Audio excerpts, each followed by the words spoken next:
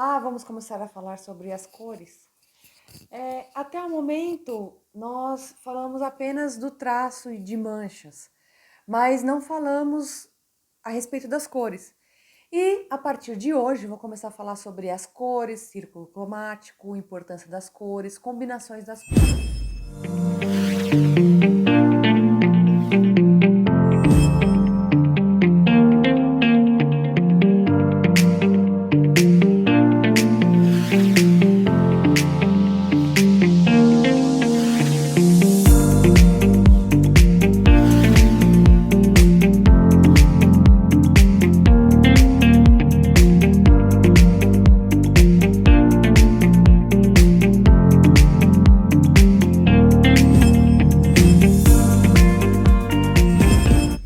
Trago aqui para vocês, para começarmos, esses dois livros. Um é do Israel Pedrosa, que é O Universo da Cor. E o outro é A Linguagem das Cores, de René Rousseau. Por que eu estou mostrando esses dois livros? Daqui a pouquinho eu já vou abrir para mostrar um pouquinho mais dentro desses livros e falar sobre o que esses livros tratam.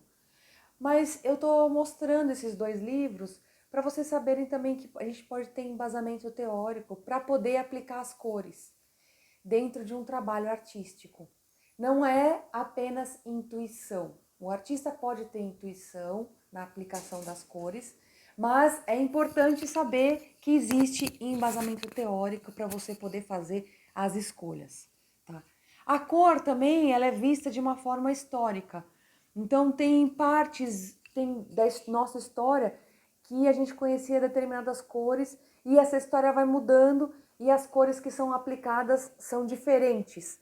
Também, outro exemplo para citar sobre a cor é a gente falar um pouquinho sobre o modernismo, né, da semana de 22. E mais para frente, né, dessa semana, ou até dentro dessa semana, os artistas começaram a falar quais são as cores nacionais, quais são as cores aplicadas dentro da arte até então. Depois da semana de 22, os artistas começaram a ter liberdade de aplicar cores conhecidas como cores nacionais. O que seriam essas cores nacionais?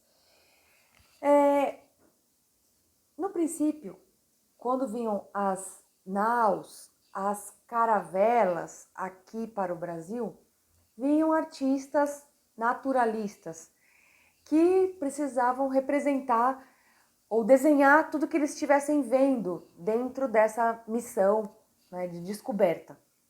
Mas as cores que eles aplicavam nos seus desenhos para depois poder levar esses mesmos desenhos lá para Portugal eram cores do espectro europeu, eram cores que eles conheciam como... Então, se eles iam pintar uma folha de verde, eles usavam o verde que eles conheciam do país deles. Se eles fossem pintar a cor do mar, eles pintavam essa cor do mar da cor que eles conheciam das suas origens. Por que eu estou falando isso? Porque também a cor, ela é aprendida. Quanto mais você se interessa por cores, mais o seu cérebro vai descobrindo tons e cores diferentes. Um exemplo. Muitas pessoas, quando começam a desenhar e colorir, então eu peço, desenha essa flor. Aí ela vai pintar o caule da flor com um único verde. E as pétalas dessa flor com um único tom de vermelho. Ao passar do tempo, se essa pessoa vai treinando essa visão para as cores, ela vai ver que naquele caule não tem apenas um único tom de verde. Pode ter variadas cores verdes e variados tons de verde. E além do verde, nesse caule dessa flor, pode ter também amarelo, laranja, violeta. E isso você só consegue quando a gente vai treinando nossa visão e o nosso cérebro para receber tudo isso de informação. Nesse livro, A Linguagem das Cores, de René Rousseau, aqui está logo na capa dizendo a energia, o simbolismo, as vibrações e os ciclos das estruturas coloridas. Tem um pouco a ver com um misticismo, um pouco, bem pouco, tá? Mas também é importante eu falar sobre esse livro porque as cores, elas trazem sensações. E dentro desse livro tem um estudo bastante avançado, um estudo bem legal sobre essas sensações e percepções que as cores nos trazem.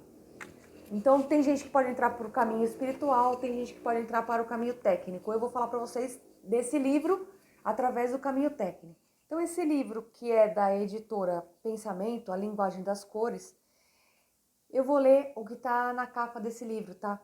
Da folha verde ao sangue vermelho, do azul do horizonte ao amarelo do astro incandescente, das cores frias às cores mais quentes.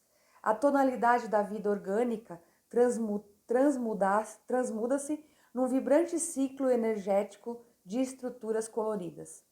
De acordo com os princípios esoteristas, no plano mental, o homem tem forma e cor, estando sujeito, portanto, às vibrações coloridas, bem como às leis do ritmo e dos números. Sabemos hoje que tais vibrações coloridas dão maior precisão às nossas virtudes morais. Conhecer-lhes o simbolismo universal é um meio seguro de poder controlar nossas emoções e pensamentos.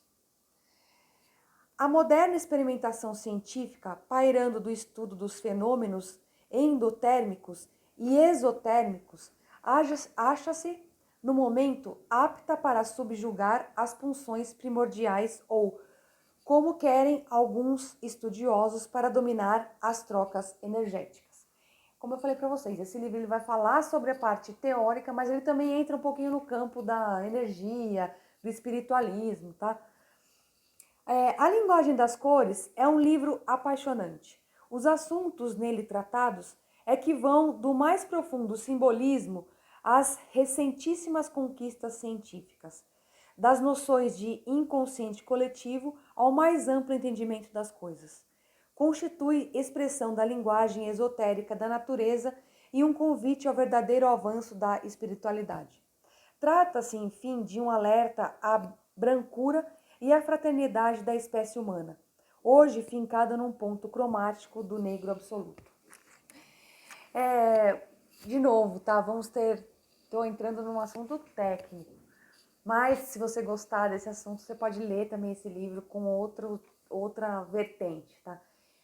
Mas eu estou aqui com uma blusa preta, e talvez essa blusa preta esteja te arremetendo a alguma situação, a algum estado de espírito, a algum dia da semana, a alguma composição visual, a alguma combinação visual. Já no livro do Israel Pedrosa, O Universo da Cor, ele conta de forma científica como nós enxergamos a cor, como a gente enxerga esse espectro da cor. Então eu vou ler um trechinho aqui para vocês desse livro, que é O que é a cor? Vou pegar o óculos, porque a cor não tem existência material. Ela é tão somente uma sensação provocada pela ação da luz sobre o órgão da visão. Pode parecer uma pequena frase, mas se está tudo escuro no ambiente, nós podemos ver as cores. Se está tudo escuro no ambiente, nós enxergamos as variações tonais. É uma coisa para a gente pensar, tá? E também, além disso, a gente pode começar a falar sobre a cor luz e a cor pigmento. Tem muita coisa para a gente poder falar sobre a cor, para a gente adentrar a este campo da cor. Então, essa é a primeira aula que eu vou começar a falar com vocês a respeito disso. Depois vão ter mais 2 aulas na sequência que a gente vai falar sobre cor. Antigamente acreditava-se que as pessoas enxergavam a cor porque saía um raio de luz do olho dessa pessoa e ela enxergava a cor. Depois, descobriu-se que era o contrário, que irradiava um facho de luz e isso entrava para dentro da nossa retina e o cérebro codificava essa informação. E o que eu vou falar um pouquinho para vocês hoje é sobre, a gente vai começar a entrar numa coisa mais técnica, que é sobre o círculo cromático. Então vamos começar a conversar um pouquinho sobre o círculo cromático e vamos entender esse círculo cromático. No centro nós temos as cores primárias, depois vamos ver as cores secundárias. E ao redor a gente começa a ver a formação de cores primárias, secundárias, terciárias, tá? Cores primárias: amarelo, azul e vermelho. Em muitos lugares, ao invés de vocês verem escrito cor vermelha, você vai estar vendo escrito cor magenta, tá? O vermelho, graficamente falando, a gente diz que é uma cor suja. Então, no tubo de tinta ou no lápis de cor, para você fazer essas misturas, se você tiver um magenta, você vai conseguir uma pureza melhor das cores, tá? Então, vamos lá. Para a gente formar o laranja, a gente tem que ter o amarelo e o vermelho. Por isso que ele está nesse cantinho aqui. Para fazermos o verde, a gente tem que ter o amarelo e o azul. Veja que é o azul ciano ou azul cian.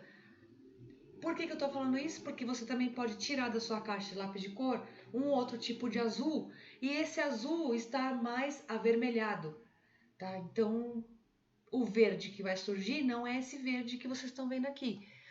Vai surgir um outro tipo de verde. Então, para a gente fazer o verde, é o amarelo e o azul. E para a gente fazer o violeta, é o vermelho e o azul. Beleza? Só com essas 3 cores de lápis ou 3 cores de tinta, você já consegue ter 1, 2, 3, 4, 5, 6 cores. E o que acontece aqui ao redor? Ao redor, nós vamos ver, ó, nessa setinha já direta ligada aqui para o laranja. O laranja é uma composição de amarelo e vermelho. Se eu coloco mais vermelho no meu laranja, eu tenho esse laranja avermelhado. Se eu coloco mais amarelo no meu laranja, eu tenho uma laranja amarelado. E olha só que legal essa variação que também a gente consegue apenas com amarelo, azul, vermelho. Depois a gente tem aqui a setinha do amarelo. E aí, mesma coisa, ó, tem o verde. Se eu coloco mais amarelo nesse verde, eu tenho o verde amarelado. Se eu coloco mais azul nesse verde, eu tenho um verde mais azulado. E isso segue também com o violeta. Então, se eu tenho mais vermelho nesse violeta, eu tenho esse violeta avermelhado. Se eu tenho mais azul neste violeta, eu tenho um azul, um violeta azulado. E com isso você já consegue essa outra variação de cor. Lembrando que cor é diferente de tom, conforme nós vimos nas aulas anteriores, quando a gente fez uma escala tonal. Outra coisa que podemos observar nesse círculo cromático é que de um lado podemos ver as cores quentes e do outro lado podemos ver as cores que nós dizemos cores frias. Em uma composição visual, é interessante você, se a sua composição está muito aquecida, é interessante você salpicar na sua composição visual um pouquinho de cores frias e vice-versa. Ou, se a sua composição, se o seu desenho, se a sua pintura está muito azulada, é interessante você usar a cor oposta. Salpicar um pouquinho dessas cores opostas, que é o laranja, e aí você vai conseguir um pouco mais de vida na sua composição, na sua pintura.